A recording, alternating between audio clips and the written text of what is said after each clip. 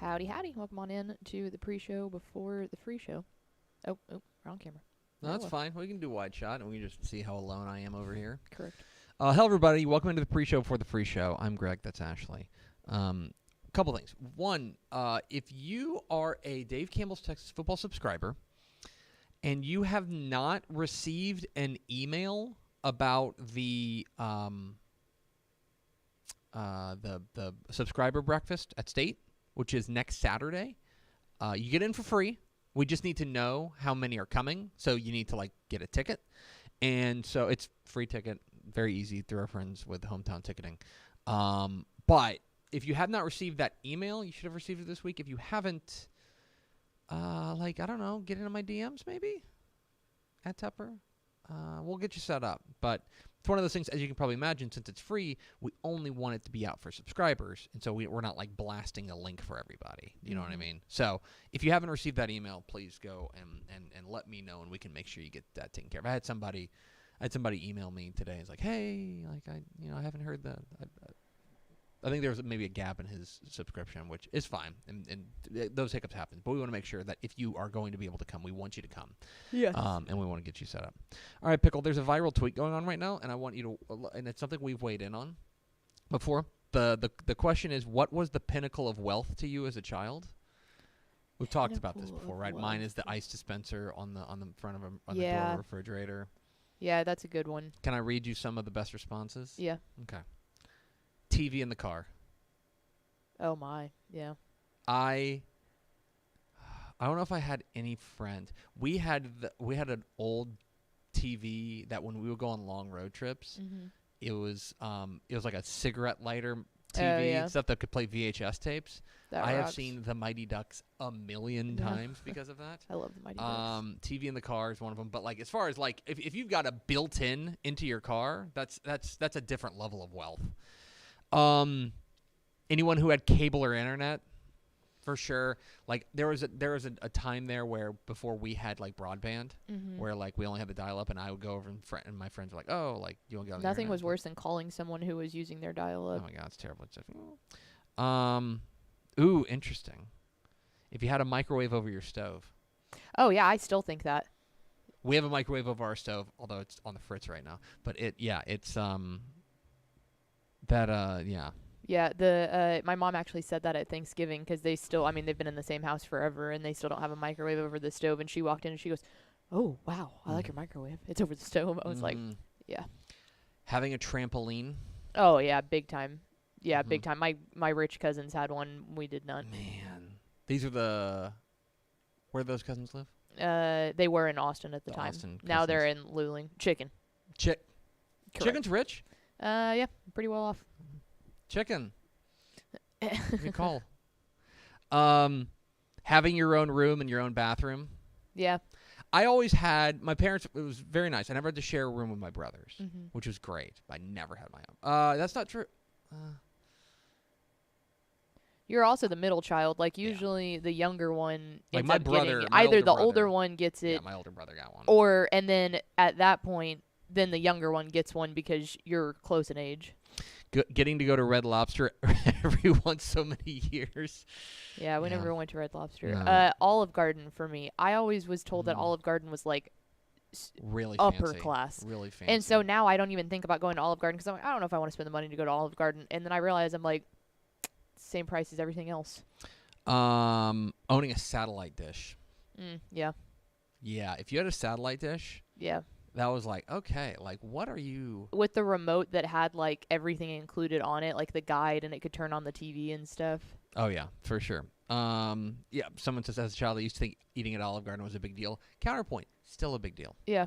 Olive Garden, we got to stop crapping on Olive Garden. I haven't been to an Olive Garden much in my life because I just, like I said, I have this stigma about Olive Garden being the pinnacle of eating. In-ground pool. Oh, yeah, that's absolutely. still. I would do terrible things to have a friend with an in-ground pool right now. If you had a lot of polo, like Ralph Lauren polo, yeah. That was hot when I was in high school too. So when I was in junior high and high school, it was if they had Abercrombie or Hollister shirts, That was huge. And it was just the ones that literally said the brand name across them. But all the popular, like, well-off girls had those. Traveling in airplanes, absolutely. Yep. Absolutely. If your family vacation involved flying, that was absolutely on there. Oh, yeah. Mickey Mouse popsicles. So, like, if the ice cream See, I always thought it was SpongeBob. would come by, and, like, because, like, you could go out to the ice cream store or truck, but you only had, like, $1. So you're getting, like, a push pop. You're getting the basic, the basic ice cream. But, like, I had a friend who I think or at least his parents loved him more than my parents loved me. And he would have, like, $1.50, and he'd be able to, like, upgrade and get the Sonic the Hedgehog. Yeah, one, it was always the SpongeBob one, Mm-hmm. which never actually came out looking like SpongeBob, and one of his eyes was always, like, way further down. You know what? This is a good one, and this now as an adult, I understand, but living in a duplex. In a duplex? You know what I'm talking about? Where it's, like, two domiciles that are connected by they share a wall? Yeah. I had a couple friends who lived in duplexes, and I always thought, I was like, man, that's awesome. That's funny. There aren't many duplexes, like, in and around Llano, I feel like. Let's see if there's any others. Laserdisc. Ooh. All right, we'll close with this one, because this hits very close to home. Mechanical pencils. Oh, yeah.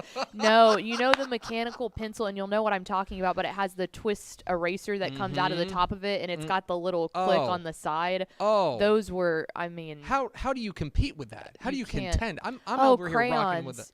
Crayons with the sharpener.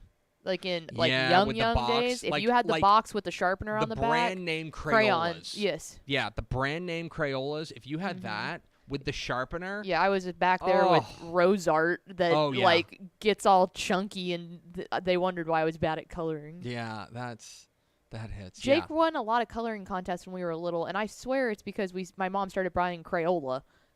I was Rose Art. Rose Art. Those are the worst crayons in the world. Man. Anyway. Yeah, that rocks. Hit the Theme Expo. Pickle! Hit the arrow sign.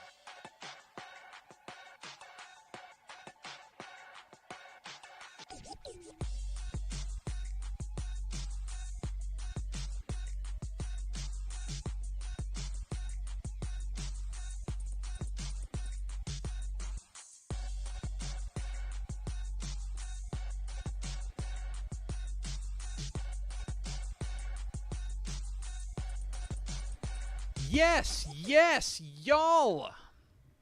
From the Dave Campbell's Texas Football Mothership here in beautiful Louisville, Texas, it is Texas Football Today, a show that's, I think, richer than we used to be. Yeah. My name's Greg Tepper. I'm the managing editor of Dave Campbell's Texas Football Magazine, TexasFootball.com, a corresponding website. Thank you for spending part of your day with us. Whether you're watching us live at TexasFootball.com, Facebook, YouTube, Twitch, Twitter, all the places, or you're listening to us on the podcast, which you can subscribe to on the podcast vendor of your choice. Either way, thank you for doing your part to support your local mediocre internet show. I am sitting over there at the helm today, making us sound good. She's the Duchess of the Dorks. She is Miss 305. She's the Prime Minister of Thanksgiving. She's Ashley Pickle. Hi, friends. Happy Thursday. I don't know what day it is. It's game day. It's game day. It is game day. I'm going we will, game. by the time we lay our head down to go to bed tonight, we will know 4 state championship games. We know 2 now, the 1A state championship games. We will know the 2A Division 1 state championship game and the 3A Division 1 state championship game by the time we tuck ourselves into our little football bed. I'm going to Brock Malakoff tonight. That rocks. There's a whole slew of us going. I'm interested in getting your perspective. I've seen Malakoff, so I'm very interested to see what Brock brings to the table. What B-Rock is B-Rock. rocking with. Today is Thursday, December 7th, 2023. It is 357 days until Thanksgiving. Happy 50th birthday to former Cowboy Terrell Owens. Yeah, T.O., the big 5, though. Terrell Owens is 50 today. It is episode 1707. On today's show, folks, we're going to pull some receipts. Yep. We're going to take a look. We are nothing if not transparent here on this show. we are going to take a look at how the Dave Campbell's Texas football staff did with our regional picks and our state championship picks at the beginning of the playoffs. So we will dive into the numbers and see who did the best, who did the worst, who has the most state champions still alive. We'll get into that. And then back half of the show, a brief look at every state championship, state semifinal game. A very brief, Y'all buckle in for a 36-minute pick video. Very short preview of all 20 Texas high school football state semifinal games. I could go home and come back would still be playing the picks. Just a blip on the time code. Just a little bit. So very brief. Stay tuned for that. Do we have first fourth the door?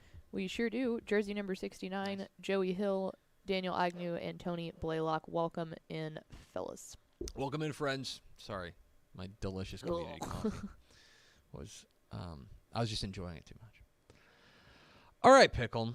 Here on Texas Football Today, and here at Dave Campbell's Texas Football, we make a lot of predictions. Yep. We talk a lot about football, and we kind of think of ourselves as high school football experts. Mm-hmm. You know, your mileage may vary on that, especially after the segment. Yeah. And at the beginning of the playoffs, we put out predictions for each classification and each region of each classification, including, by the way, I should mention this. This is only going to deal with the 11-man ones. If we wanted to go back to the 6-man, because we had a special group of selectors for that. In 1A Division I, we were, Bobby Brown got 2 out of the 4 regional finalists. Lehman Saunders got 3 out of the 4. Craig Sperry got 2 out of the 4, and I got 2 out of the 4. So Lehman Saunders did best there. And then in 1A Division II, yeah, Bobby went 4 for 4. Lehman went 3 for 4. Craig Sperry went 4 for 4, and I went 3 for 4. So the headline here is that I did the worst. Correct. There'll be a common theme here. Because what we want to do is we want to take a look at those regional predictions and what we thought was going to happen at the beginning of the playoffs and who did the best of our 5 selectors. So, Pickle, roll that beautiful bean footage. Let's see how we did in our regional picks. Matt Stepp leading the charge. Mm-hmm. He's got 24 of his 40 regional picks in the state semifinals. That's 24. Not bad. Not bad considering, so he's batting 60%, right? Second place, Mallory Hartley. 21 out of 40. That Frisco Emerson pick did her well. Frisco Emerson was the real difference maker. I wanted to look this up because there were we all had a couple of picks that like made us look smart. For Stepp, South Oak Cliff. Mm-hmm. He was the only one to pick South Oak Cliff, I believe. Yeah, good for him for picking the 2-time reigning state champion. Yeah, we all overthought it. Yeah. Mallory Hartley picked Frisco Emerson. That's more impressive. Sorry, Stepp, but that's more impressive. You and I tied at exactly 50%. We got exactly half of the regional finalists correct. The one that I'm going to pull a receipt on, I was the only one to take Belleville to win the region. Yeah. And I was the only one to take Sunray to win the region. Yep.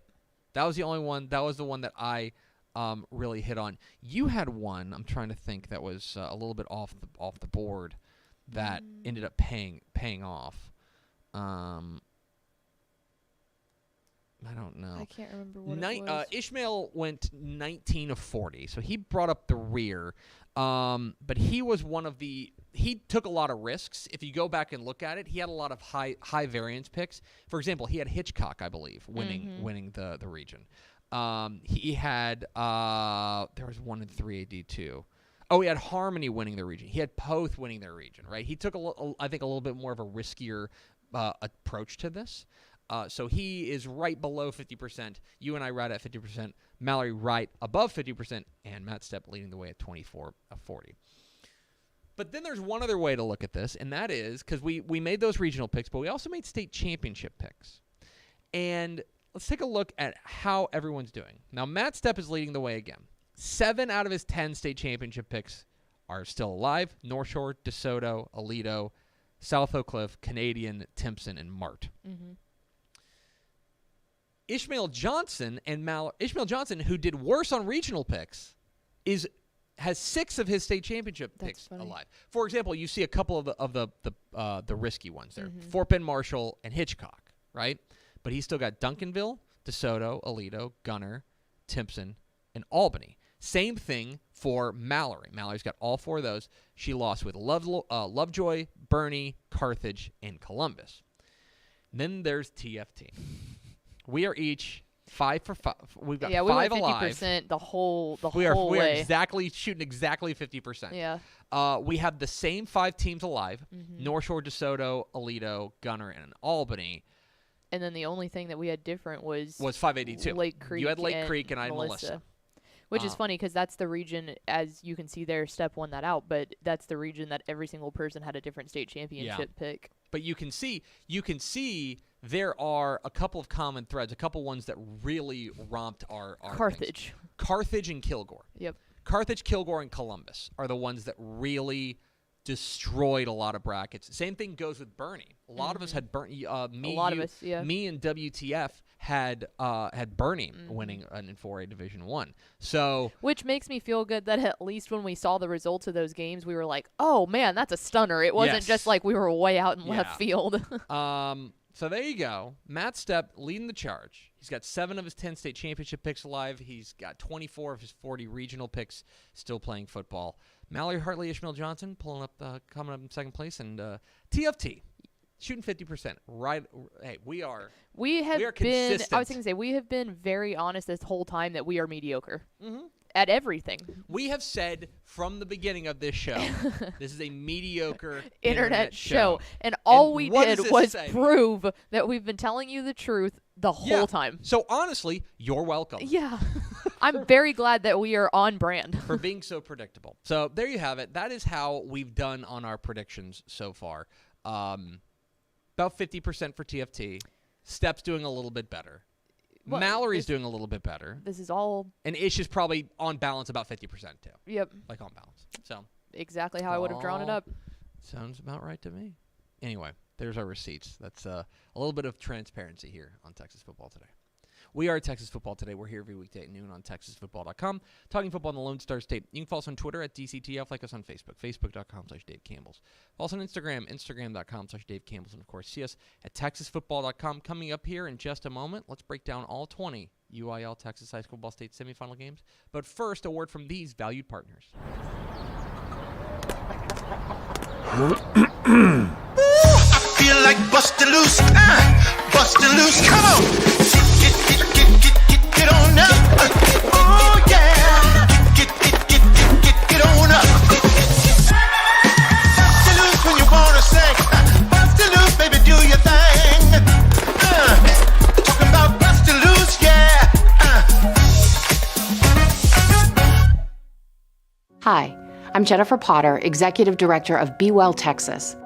Too many people are struggling alone these days, and alcohol and drug deaths are increasing. We started Be Well Texas to offer high-quality, science-based addiction treatment and recovery services anywhere, even at home. We provide compassionate, caring support virtually or in person. In many cases, there is no cost for treatment if you don't have insurance. Really. Welcome to Be Well Texas. We're glad you're here. Wing is the largest residential drone delivery provider in the world, delivering to your home in less than 30 minutes. Order using an app just like other popular delivery services, and Wing's automated drone takes care of the rest.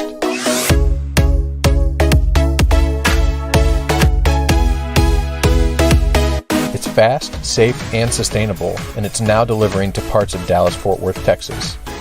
You can learn more at wing.com/TexasFootball. Again, that's wing.com/TexasFootball.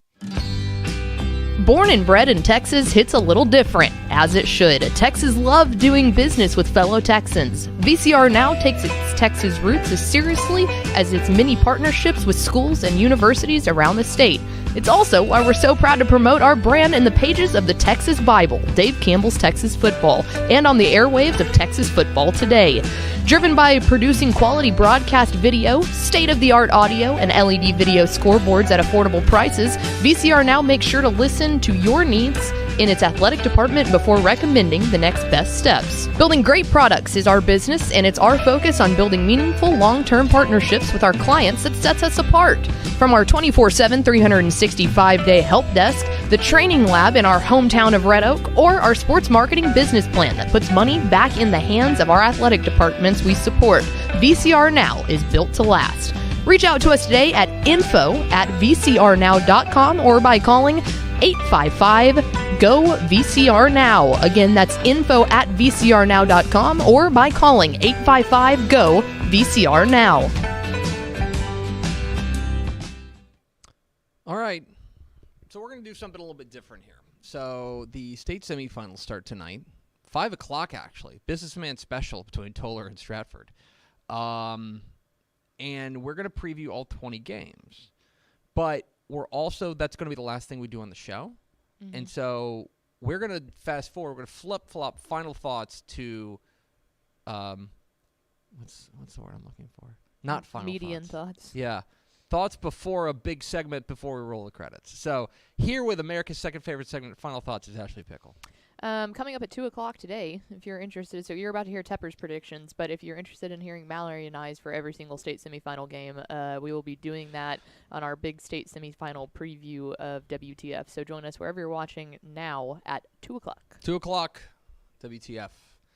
Without further ado, here is a brief look, a teeny tiny baby look, at all 20 UIL Texas High School Ball State semifinal games here on the Picks on Texas Football Today. 40 teams across the state of Texas, a chance to etch your name in history. This is the 2023 Texas High School Football State Semifinals. These are the picks.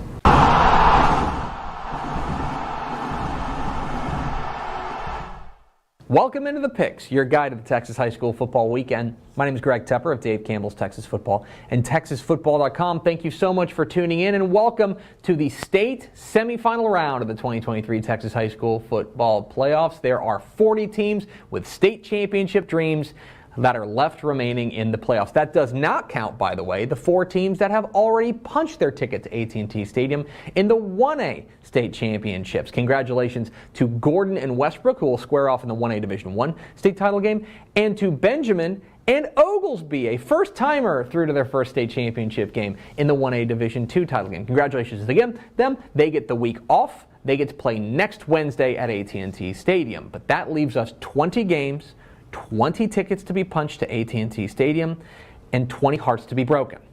We call it the cruelest round of the Texas High School football playoffs because if you win this week, you're remembered forever. Even if things don't go well at AT&T Stadium, you made it there. You made it to a state championship game, and that is a program-defining moment.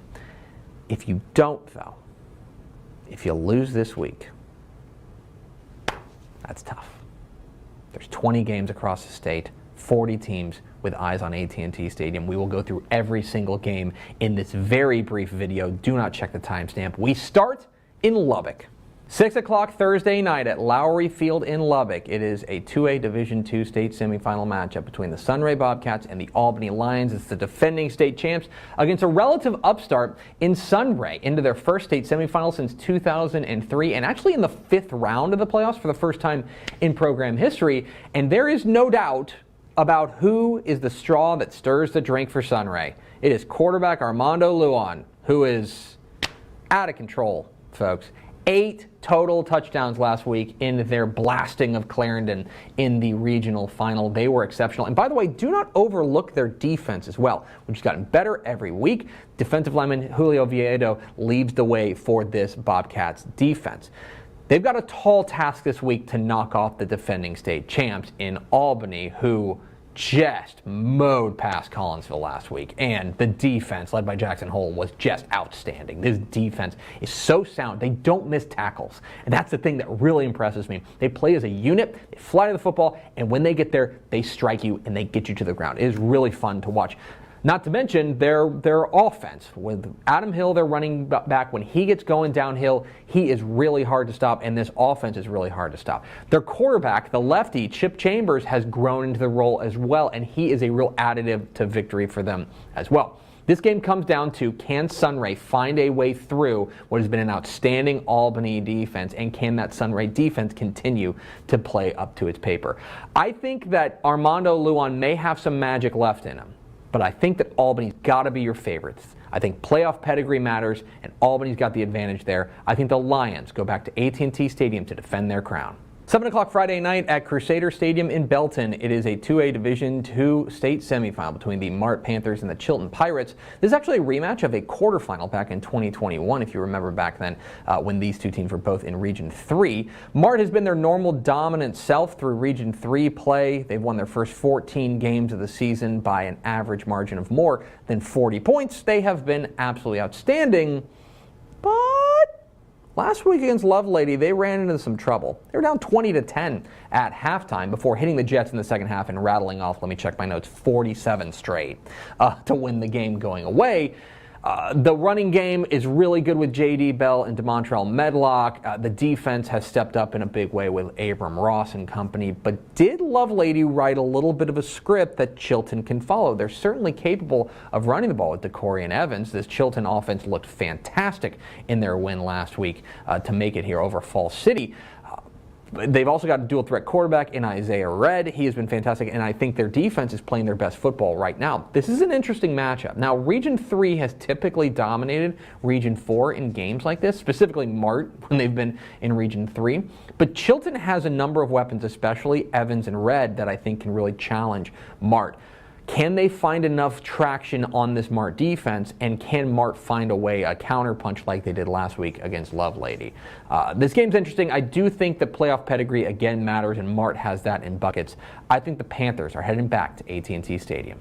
5 o'clock Thursday at Lion Stadium in Vernon. It is a 2A Division I state semifinal between the Toller Rattlers and the Stratford Elks.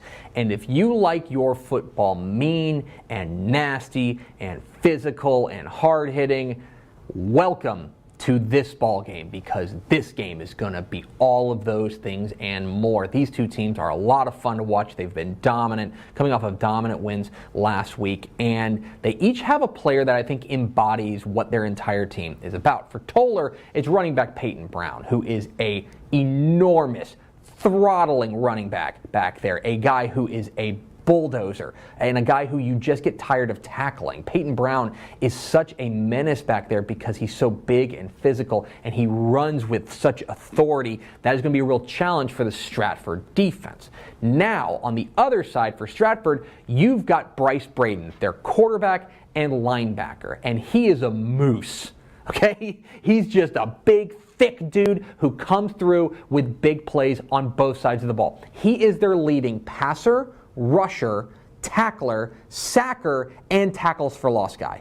He does everything for the Stratford team, and he is worth the price of admission by himself. That is what makes this game so interesting, is the individual star power on both sides, and they're both built to win big physical matchups. I have agonized over this game. I think this is the toughest game to call this weekend, plain and simple. And it is going to be really intriguing to see which defense can come up with the stop. Here's where I land on it. I think that the Stratford defense, led by Braden and Karsten Long, gives them the slightest of edges. That is where I ended up landing on it after about a weekend of thinking about it. This game's going to be close. It is going to be hard-hitting as all get out. But I think that Stratford edges out Toller. I think the Elks are heading for AT&T Stadium. 7 o'clock Thursday night at Woodforest Bank Stadium in Shenandoah. It is a 2A Division I state semifinal between the Timpson Bears and the Gado Indians. In a regional final round full of stunners across the state of Texas, maybe no team in the state pulled the bigger upset than the Gado Indians last week with what they did against Refugio. Remember, in Week 11, they lost to Refugio by 23 points. 27 days later, they beat Refugio by 29 points. Absolutely stunning what Josh Irvin and company have been able to do down there. It was a defensive masterclass out there for the Gado Indians, and their defense found a lot of balance. Running back Dylan Holt was very good. Quarterback Bryce Ullman made some big boy throws. This was a masterpiece from Gado. Now they got to follow it up in a state semifinal against the Timpson Bears and the best player in 2A football, in Terry Bussey. The reigning Mr. Texas Football Player of the Year is Superman. I mean, what do you say about him at this point? He is the most dominant player in 2A football, and Ganedo's going to have to find an answer for him. Now, Timpson's pretty banged up right now. Running back J.J. Garner left the game last week against Garrison with an injury. We do not know his status this week. They were already banged up coming into this game. Now, keep in mind, this is a Timpson defense that's been playing well as well, led by their linebacker Tyler Lane. So don't throw dirt on them in that regard. This has got to be about Terry Bussey, right? I mean, he's going to be the central figure in this game. Can Gado slow him down? Can they come up with big stops? Can Terry Bussey get loose and put on a legacy performance to take Timpson to their first ever state championship game? That is the real question. Remember, in 2A Division I, Region 4 has had an absolute stranglehold on the semifinals. Region 3 has not won a semifinal since 2012. When Mart did it, they're not even the same classification now, okay? It is a fascinating ball game, but in the end, I'm going to the team with the single individual best playmaker. I ain't picking against Terry Bussey. I think the Timpson Bears are heading for AT&T Stadium. 6 o'clock Friday night at Wildcat Stadium in Albany. It's a 3A Division II state semifinal between the Gunner Tigers and the Canadian Wildcats for the 7th time in 8 years. So that's a thing.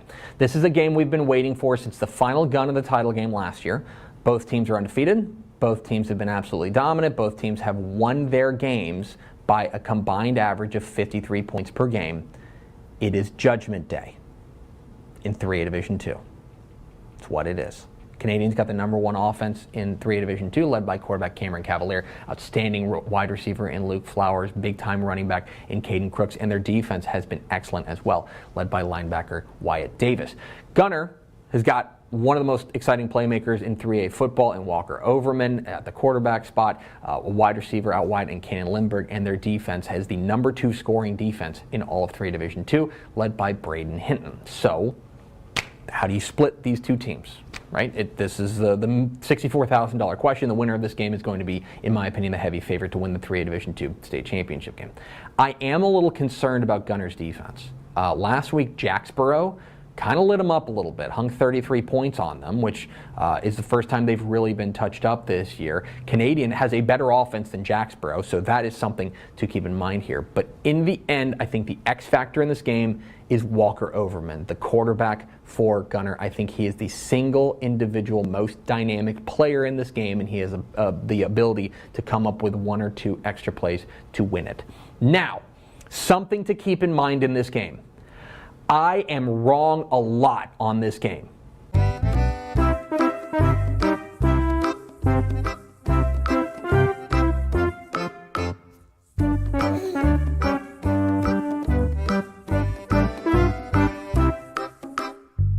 So, yeah, grain of salt, but I'm taking Gunner. Congratulations to Canadian. 7 o'clock Thursday night at Randall Reed Stadium in New Caney. It is a 3A Division II state semifinal between the Dangerfield Tigers and the Tidehaven Tigers. Dangerfield's in a semifinal for the first time since 2012, which is actually one of the longest droughts for them in program history, but what a job Davin Nelson and company have done to get here. Tidehaven in their first semifinal since 1981, which is particularly interesting. And for a 3A Division II game, there's a ton of star power here, right? For Dangerfield, they have got Aaron Hampton, the Texas commit, who is absolutely outstanding. I think their quarterback, Chase Johnson, is a lot of fun to watch. And they've got a star sophomore running back in Ashton Williams, and I'm really excited to see what he does in this game.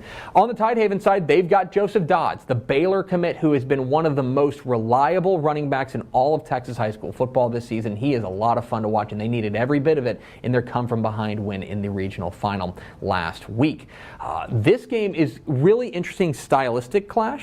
For Tidehaven, they're a little bit more plodding, a little bit more 3 yards in a cloud of dust, at least more than Dangerfield, who hits a lot of home runs, right? They want to take the top off this defense. A big question in this one is how long can this Tidehaven defense, which has been very good this year, how long can they keep the lid on this Dangerfield attack? I think this game's really fascinating and has an opportunity to be one of the most competitive games of the entire weekend, but I give Dangerfield's explosivity the very slight edge. I think the Tigers of Dangerfield, that is, are heading for AT&T Stadium. 7 o'clock Thursday night at the Star in Frisco. It is a 3A Division I state semifinal between the Brock Eagles and the Malakoff Tigers. This is a rematch of last year's state semifinal where Brock pulled away with a 21-10 win en route to their state title berth. And kind of the principles are about the same in this game. Malakoff's the faster team. Chauncey Hogg and Jerian Hall are certified burners. Brock is the bigger and more plodding and more physical team, though, with quarterback Brody Woods, who's been really good for them, and their running back Brett Tudor. Both defenses have been very good as well. Brock's got Cooper Massey in the middle of that defense, and for Malakoff, Doc Renberg leads the way. You go back to last year's game, right? We mentioned Brock, a 21-10 win. They were able to neutralize the speed advantage there by making Malakoff more or less play in a phone booth, and that was really impressive from Brock. Can they do that again? I'm going with Malakoff, and the reason is the growth of quarterback Mike Jones. Who? Mike Jones. I think he is going to come up with a couple of big throws that he wasn't able to make last year. I think he's going to dial 281-330-8004 and come up with a big win.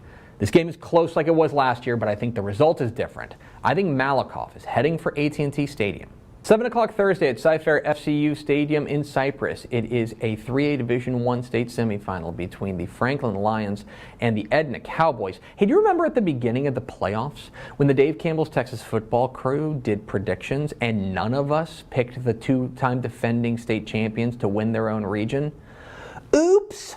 Yeah, Franklin's making us all look a little silly now, and we should have seen it coming, right? This time of year, this is when they win. They've won 16 straight playoff games, and they are looking like a vintage Franklin team. What I think is so impressive is the defense, led by Braden Smith, has really grown up, I think, over the past 6 weeks or so. They're playing exceptional football right now. We know they're going to be able to run the ball with running back Jaden Jackson. Taking on an Edna team that they're familiar with. They played them last year in the semifinal, but quarterback Jaden Clay is a certified superstar for this Edna team. He is a lot of fun to watch, and their defense has been outstanding all year long, and is especially playing well right now. Go look at what they did to Blanco last week. But this game, I think, largely comes down to the difference in regional styles, right? Region 4 is the power region, and Region 3 is the speed region. And traditionally, at least over the past, decade or so, Region 3 has won out. Region 4 has not won a semifinal here since 2016 when Yoakum did it. And especially going back to last year, Franklin Speed gave Edna all sorts of trouble in a 41-13 win. I think it's closer than it was last year, but I think that Franklin's rolling right now. I think the Lions are back to defend their crown at AT&T Stadium. 7 o'clock Friday night at Children's Health Stadium in Prosper. It is a 4A Division II state semifinal between the Glen Rose Tigers and the Gilmer Buckeyes. Two surprise entrants in the state semifinals, but kind of for different reasons. For Glen Rose, they were 1-4 to start the year, and around here we were thinking, yeah, that honestly sounds about right. This is the Glen Rose team that didn't make the semifinals last year, but they graduated really, really heavy and lost a lot of their star power, and we thought, okay, well, they're going to kind of take a step back. Nope. Here in the state semifinals once again, quarterback Canyon Evans has been absolutely outstanding, and wide receiver Josiah Groenweg is one of the most dangerous receivers in the state right now. Their defense makes plays. They've forced 28 turnovers this season. They're going up against a Gilmer team that wasn't expected to be here because they're kind of a fun but not serious team, right? Their offense is a lot of fun to watch. Caden Tennyson, their quarterback, and Will Henderson, the running back. They put up points, but they were 67th in 4A Division II in scoring defense, plus they had to get through Carthage. Well, here they are after pulling an absolute stunner last week and knocking off Carthage, snapping an 8-game losing streak to the Bulldogs to make it to a state semifinal. So both these teams can claim that nobody believed in them, right, to make it to this point. So what happens when they meet up in a state semifinal? Gilmer is flying high and playing outstanding football right now. I just can't get over the fact that I think that Glen Rose defense has an advantage in this one when you stack up the defenses. I think this game's fascinating, and certainly Gilmer's got the firepower to win this ball game, but I think Glen Rose looks like the more complete team right now, and I think that's why they get the edge. I think the Tigers are heading for AT&T Stadium. 7:30 p.m. Friday night at the field in Pflugerville. It is a 4A Division II state semifinal between the Wimberly Texans and the Belleville Brahmas. For Wimberly, this is old hat. They're back in a state semifinal for the 5th time in 7 years. We do not give Doug Warren enough credit for what he's done down there with that Texans program. Simply magnificent. For Belleville, first time they're staying in the state semifinals since 2012. Wimberly cruised through Region 4 like they normally do. They're winning their games by an average margin of about 40 points per game. Defense has been outstanding, and quarterback Cody Stover really feels like he's taken that next step. He's made that leap, and it's been a lot of fun to watch him do it. But I would argue to you that Wimberly has not been tested in a real way, played a team in their real weight class in about 3 months since they played Brock back in non-district play. Got a win in that game, but it's been a minute since we've seen them tested. They will get tested this week against Belleville, who is the most dominant team in 4A Division II. Hard stop. They are number 1 in scoring offense in 4A Division II. They are number 1 in scoring defense in 4A Division II. They are number 2 in the entire state. All classifications in margin of victory, winning their games by an average of 49 points per game, and their slot T is humming. They got 3 backs back there, D.D. Murray, Sam Ranicki, and Corian Hood, who have gone for over 5,000 yards and 79 touchdowns on the year. It is shocking stuff. Plus, on the defensive side, they have an absolute animal in the middle of that defense in defensive lineman, DJ Sanders. Go watch his tape. It is shocking. Shocking tape. So, can Wimberly slow down the slot T? Can Belleville find a way to neutralize this outstanding passing attack from Wimberly? This game is fascinating, but I got to go with the Brahmas in this one. I think Belleville is heading for the state championship game. 7 o'clock Friday night at C.H. Collins Stadium in Denton. It is a 4A Division I state semifinal between the Decatur Eagles and the Anna Coyotes, and we get an ultra rarity here. A state semifinal rematch.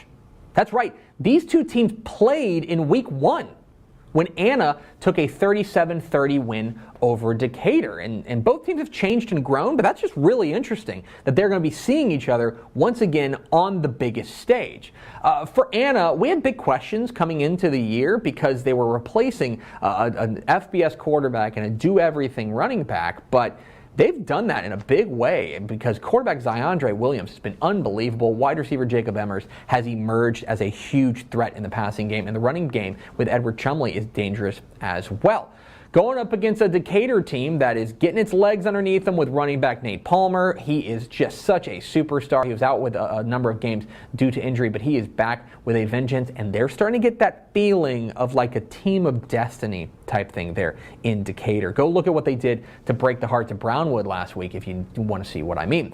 In their first meeting, right, 37-30 and a win, both superstars took center stage. Okay, Nate Palmer ran for 196 yards and a pair of scores. Ziondre Williams went for 353 total yards and 4 touchdowns. Which defense can contain the other superstar the best? That's the real question in this one. This is a coin flippy type game, and I'm fascinated to see how it plays out. But I think Anna gets the win. I think they're heading for AT&T Stadium for the first time. 7 o'clock Friday night at McLean Stadium in Waco. It is a 4A Division I state semifinal between the Tyler Chapel Hill Bulldogs and the San Antonio Davenport Wolves. What is up with second-year varsity programs? It feels like it started in 2015, right when Brock won a state championship as a second-year varsity program, at least competing for UIL honors.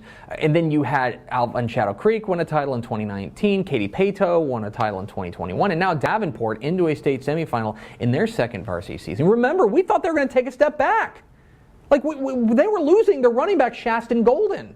They were supposed to fall back to the pack, but instead they're here in a state semifinal because Tristan Hamlin, their quarterback, has been outstanding. Barrett Fallon has really picked up the pace at the running back spot. They have a talented group of wide receivers. They surged past Port Lavaca Calhoun last week to win Region 4. Now they get a very different test in Chapel Hill, who is a big offense, wide open. Demetrius Brisbane, the superstar quarterback, and Ricky Stewart. They have speed to burn. This is a much faster team than Davenport faced last week. And more importantly for Chapel Hill, we saw them do what we've been waiting for them to do all year, which is to bow up against a big physical team and come out with a defensive win. And that's what they did last week when they avenged their loss to Kilgore. It was awfully impressive from Jeff Reardon's squad. Now, the key matchup in this one is the Chapel Hill front seven against this running game for Davenport. Take a look at the numbers. In Davenport's losses, they average 4 yards a carry. In their wins, they average nearly 7. That's the whole ball game in this one. So can Chapel Hill match up front against this Davenport team? I got to be honest, this Davenport team's looking like a team of destiny right now, and the way they're playing is awfully impressive. I think the Wolves are heading to the AT&T Stadium. 7 o'clock Friday night at the Star in Frisco. It is a 5A Division II state semifinal between the South Oak Cliff Golden Bears and the Frisco Emerson Mavericks. Speaking of second-year varsity programs, the Emerson Mavericks, just the third Frisco ISD team to play in a state semifinal, joining Frisco High and Frisco Lone Star. And what a job Kendall Miller has done with this young program. And it's easy to see why they're here. Points. Points. They average nearly 57 points per game. Quarterback Mike Hawkins has been fantastic. Running back Izzy Bills is a real dynamo back there. They have a legion of talented wide receivers, a great offensive line. They put on a clinic last week offensively in their 59-48 win over Colleyville Heritage. Their offense is absolutely humming right now. But here come the two-time defending champs in South Oak Cliff, who are looking like vintage South Oak Cliff. What they did to Lovejoy last week was shocking. Absolutely shocking dominance, what they did. And the running game got going. Khalil Ewell and Danny Green was fantastic. They're throwing the ball well with William Little. And they took a Lovejoy team that was averaging 44 points a game, and they hung a donut on them. It was awfully impressive from South Oak Cliff, and they are playing outstanding football right now. I don't know if I love this matchup for Emerson. I think that this is a South Oak Cliff defense that is designed to slow down offenses like them. And the Frisco Emerson defense gives me a little bit of the willies, especially the way this running game is going. I got to see if Frisco Emerson can match up front against this physical offensive and defensive front for South Oak Cliff. I think this game has a chance to be a lot of fun there at the Star, but South Oak Cliff's got the playoff pedigree, and they have got that look in their eye like they're heading back to AT&T Stadium. I think the Golden Bears go back to defend their crown. 7 o'clock Friday night at Cy-Fair FCU Stadium in Cypress. It's a 5A Division II state semifinal between the Port Neches Groves Indians and the Liberty Hill Panthers. It's a purple party in Cypress, and it is another rematch from last year. Remember, this was a state semifinal last year where Port Neches Groves came away with a win, and we can jazz it up all you want, gussy it up however you want, but there's one matchup that we're going to talk about in this ball game, and it is this Port Neches Groves defense led by Jacob Cabrera and masterminded by Jeff Joseph, going up against the slot T offense for Liberty Hill, led by Noah Long and Ben Carter. That's the whole ball game in this one. Now, last year when they met, Port Neches Groves really stymied the Liberty Hill slot T attack, but that comes with a pretty serious asterisk because Liberty Hill is really banged up. They were without two of their top three rushers in that game. They are healthy in this game. How much does that change things? I'm really interested to see that matchup. The other side is interesting as well because for all we talk about the running game for Liberty Hill, which has been fantastic, Port Neches Groves can run the ball as well. Isaiah Nguyen is an outstanding back there, and they are getting healthy at the right time. They have a number of playmakers that are going to make this Liberty Hill defense work. I think this game is really intriguing because, especially in contrast to what we saw last year when they met, because I do think Liberty Hill is better than they were last year. I also think Port Neches Groves is better than they were last year, and I think that's the difference. I think the Indians go back to AT&T Stadium. 7:30 p.m. Friday night at Midlothian ISD Stadium. It is a 5A Division I state semifinal between the Aledo Bearcats and the Forney Jackrabbits. It's an all-DFW state semifinal, which is a little interesting. And after a couple of minor road bumps, the Aledo machine appears to be fully online. And what's going on there is silly. I mean, quarterback Hoss Haney, running backs Racine Guillory and Hawk Patrick Daniels. The defense, it's all clicking right now for the Bearcats, and that is the challenge facing this Jackrabbits team, which is in the first state semifinal since 2002, coming off of a thrilling, heart-stopping, double overtime win over Lancaster to make it to the state semifinals.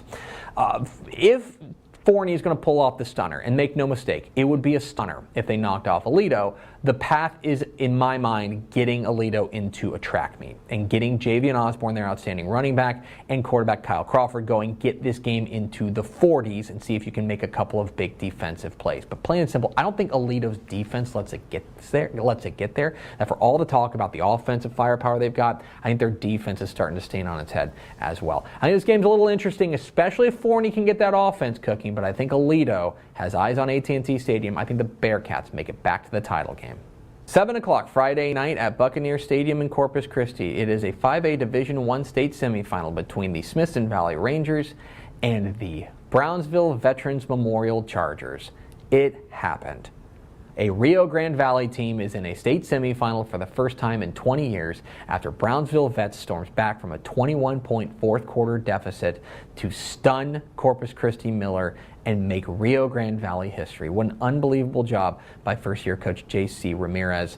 And the flexbone offense is starting to hum, led by quarterback Storm Montoya, and their defense, led by Jaime Martinez, has been very strong as well. They play complementary football. The offense goes on long, sustained drives. The defense stands up because it's rested.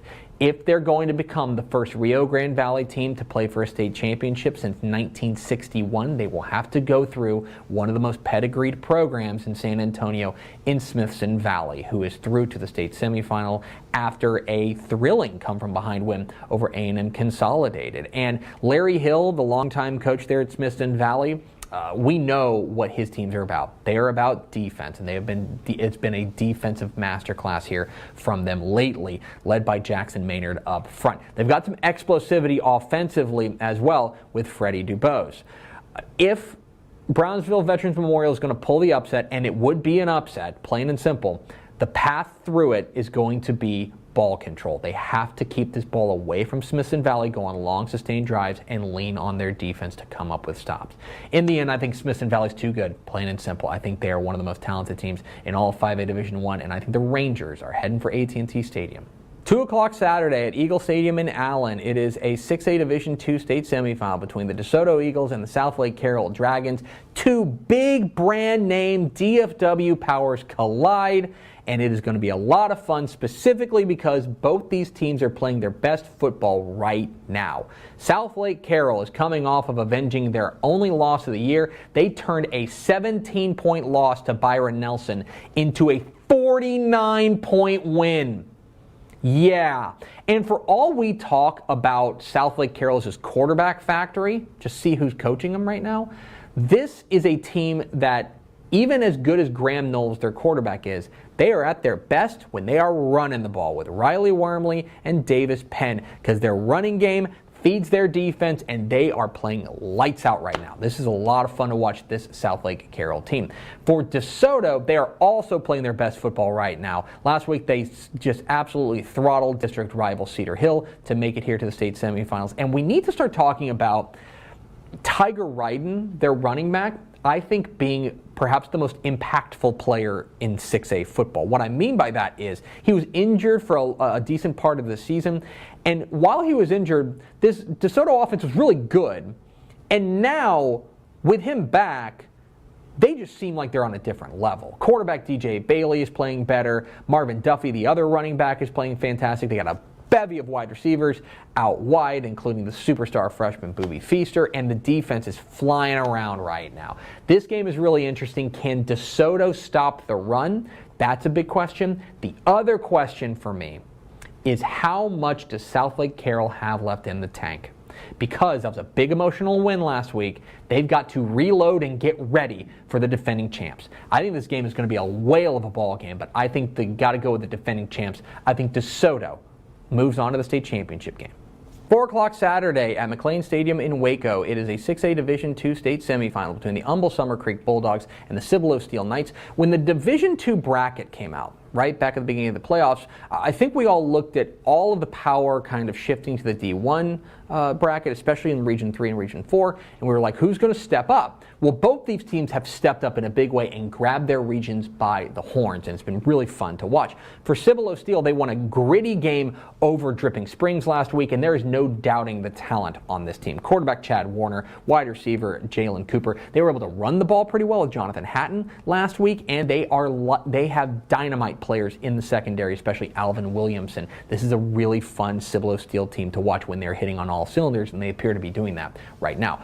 Humble Summer Creek survived the scare from Fort Bend Hightower last week. Blake Thomas, their quarterback, and running back Lloyd Avant put on the cape late in that one to come away with the win. They have a defensive game changer in the middle of their defense and linebacker Xavier Atkins, but they were a little touched up through the air last week, and that is going to need to be shored up, because this is a passing attack from Steele that can take advantage of a secondary that is not up to snuff. Can Cibolo Steele slow down Lloyd Avant, because Summer Creek absolutely run the ball, and can Summer Creek shore up that secondary against what's going to be a high-flying Cibolo Steele attack? This is a classic semifinal, right? Houston versus San Antonio. I love these types of matchups. I give the edge to the Alamo City in this one. I think Cibolo Steele is heading for AT&T Stadium. 3 o'clock Saturday at Mesquite Memorial Stadium. It's a 6A Division I state semifinal between the Duncanville Panthers and the North Crowley Panthers. And it's a matchup of unbeatens.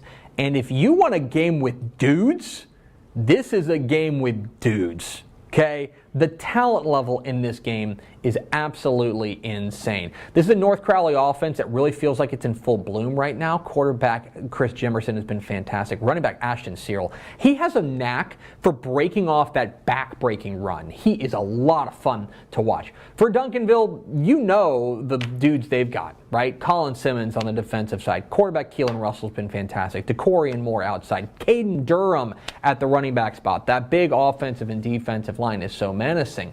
And for all of the North Crowley firepower, this game comes down to what it always comes down to when you play Duncanville, which is how well do you match up front. Plain and simple. I do think North Crowley actually matches up pretty well up front, which could lend itself to a really fun game, but I think that Duncanville's skill talent is going to be a little bit too much for North Crowley to keep a cap on for 48 minutes. I think this game has a chance to really steal the show on Saturday, but I think Duncanville is heading back to a familiar place. I think the Panthers of Duncanville head back to AT&T Stadium. And 3 o'clock Saturday at the field in Pflugerville is a 6A Division I state semifinal between the Galena Park Northshore Mustangs and the Austin Westlake Chaparrals. It's another clash of titans. It's another matchup of unbeatens. It is another Austin versus Houston showdown. Yeah, I mean, if you're not into this, we can't be friends, plain and simple.